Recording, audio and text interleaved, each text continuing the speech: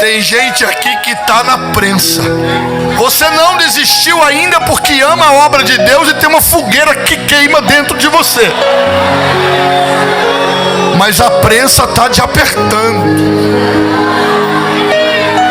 E não é o diabo, é Deus que está te apertando.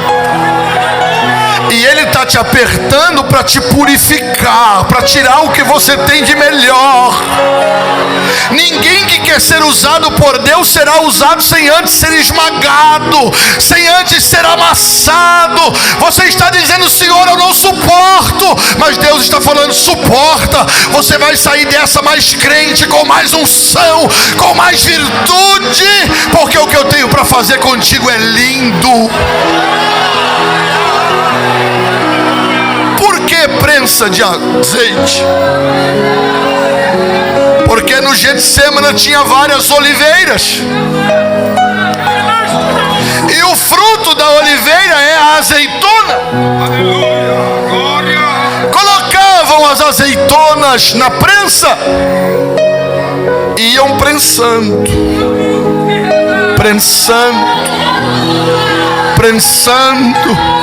Alguém vai reagir porque o óleo está escorrendo, prensando.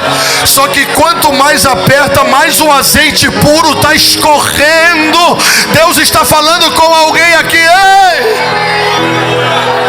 Quanto mais prova, mais unção eu tenho derramado sobre a sua vida. A pregação do pastor nos mostrou que muitas vezes é Deus quem nos coloca na prensa e não o diabo. Há aqueles entre nós que estão passando por momentos de pressão intensa, sentindo-se esmagados por lutas e provações, mas que não desistem porque têm em si uma chama ardente, um amor pela obra de Deus que ainda os mantém de pé.